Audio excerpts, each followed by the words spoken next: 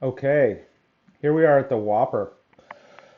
So the Whopper, I took a little bit of a diversion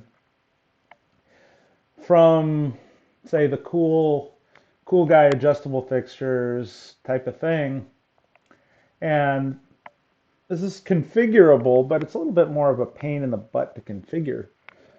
But the goal of Whopper, in a way, let's pull up that blog post there. Okay, I had a buddy, Tim, he was making a table.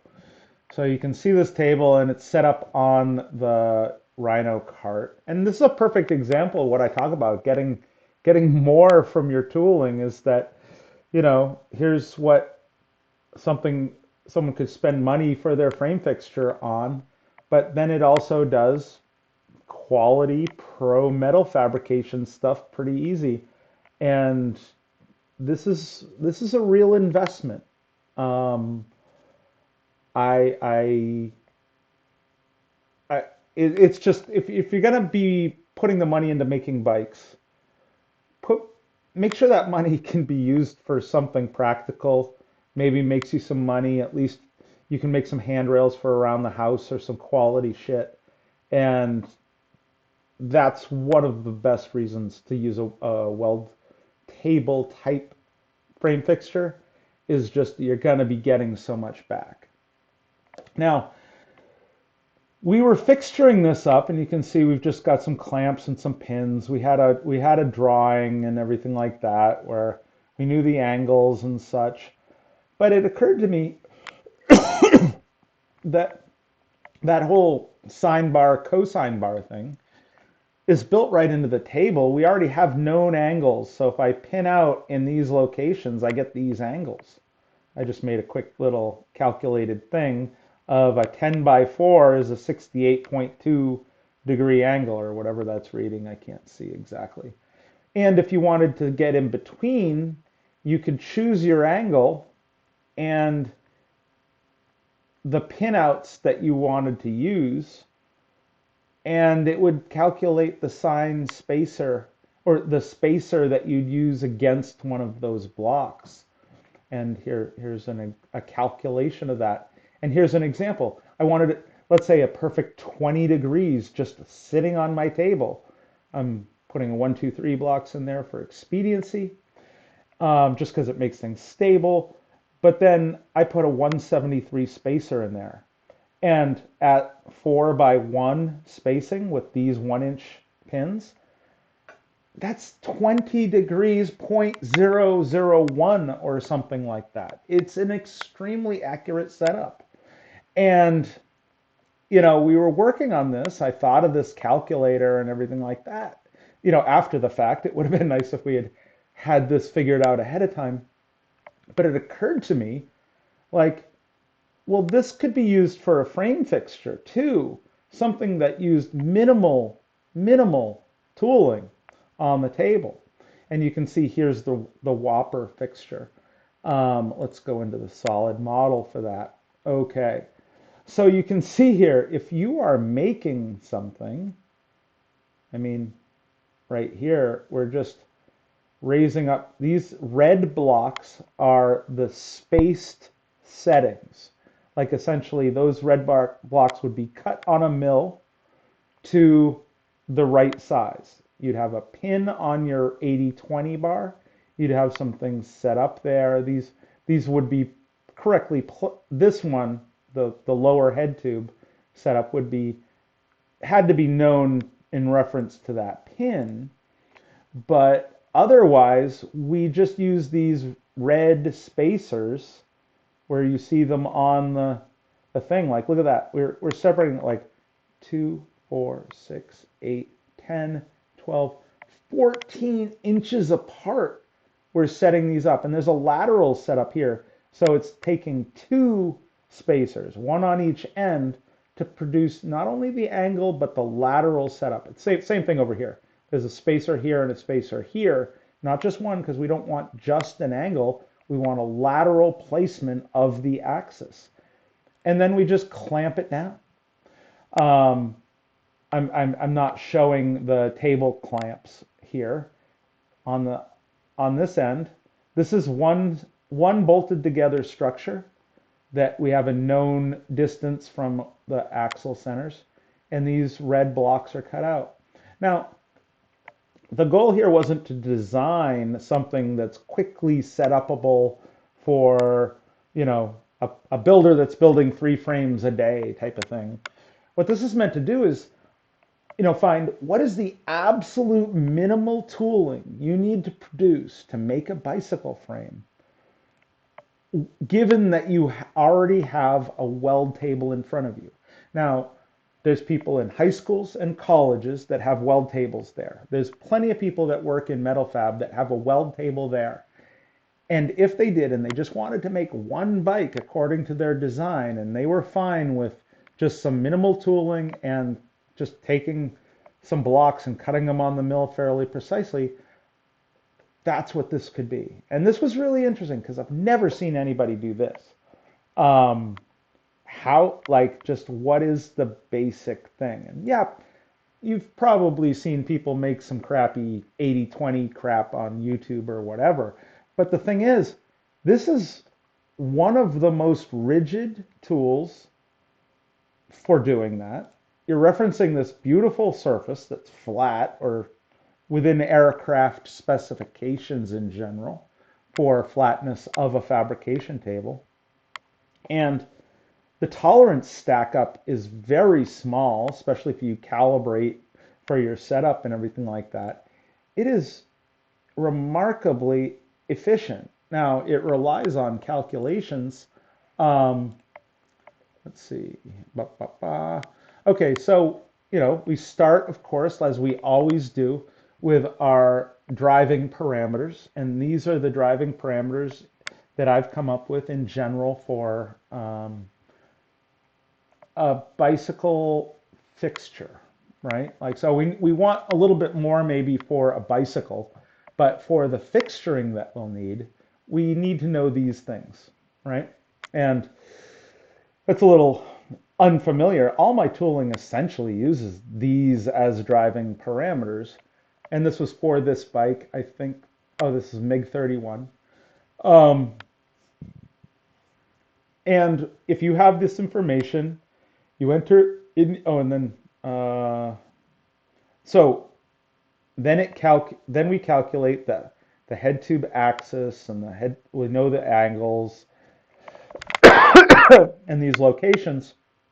And then we can calculate the spacer setups and everything like that. This isn't designed to be super easy to read, but, we calculate. Oh, I just noticed. So this frame fixture center line height from table. I didn't mention in the Cyberdyne video that fixture was cut to 140 millimeters from center, or from the table surface. And that's tight. One of my regrets on that fixture was producing it so low. That was a mistake. And this one says 160, but both Skynet and WOPR are now the prints show 180 millimeters from the table surface. That gives a lot more room than initially planned. The new fixture is at 180 as well. It would be nice to hear some feedback on if more should be done. We're trying to keep it on the low side, but not so that it causes problems. But we're at 180 now, and that's an important distinction. That was a problem with Cyberdyne. It was a little low. I still build bikes. They're great, but it would be a lot easier with a little bit more room. So 40 more millimeters is helpful. And then we calculate all of our spacers, blah, blah, blah. Here's a nicer, easier to read type thing. And if you have a CAD, if you're all set up in CAD, you don't have to go through the crazy math. I just like to find out the secrets buried in the math. And there's a setup for a bike frame. Boom. That's cool. That's like, wow. Just wow. I was really stoked when I made that. And it was just like, wow, it doesn't cost much money to make a frame fixture if you know where a table is. That's what we're supposed to do. These welding tables, the fixturable ones, weren't designed because people didn't know how to make things. They were designed because people did.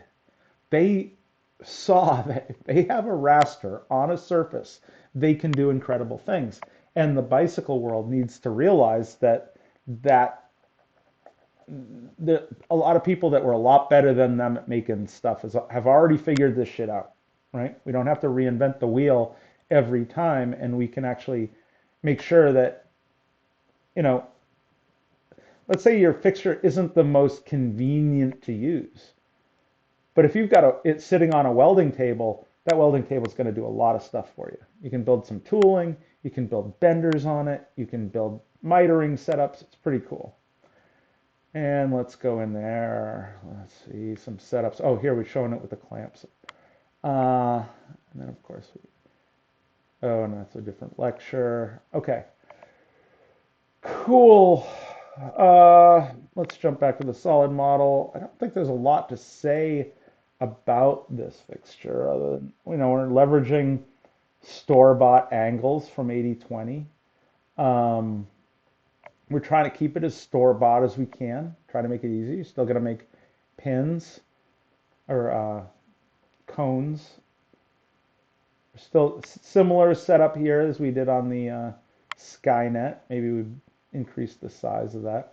Oh, obviously you see I need to set up the configuration for this better because, oh, yeah, this is a press fit 4189. Here we go. See, we got more of our options. So we're mountain bike. So let's, through the miracle of parametric modeling, let's see if this updates for us. This will be the test if this old model works. It's hard to keep old models current, especially when I'm trying to systematize things. But, oh, and we maintain that step down here because, maybe there's someone that's going to do this on a torsion box. Okay, come on, update.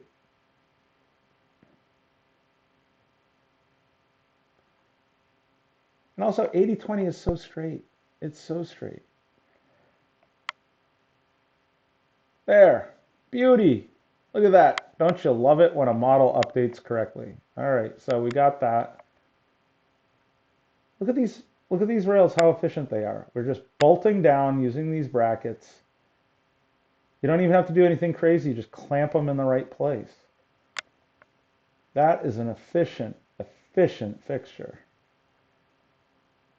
I was really stoked. I know, I don't want to use this fixture, remember. I like an adjustable fixture. There's a good reasons for using those, even if you don't do a lot of bikes. But the fact that this is what it takes to set somebody up to be making their own bikes is really cool.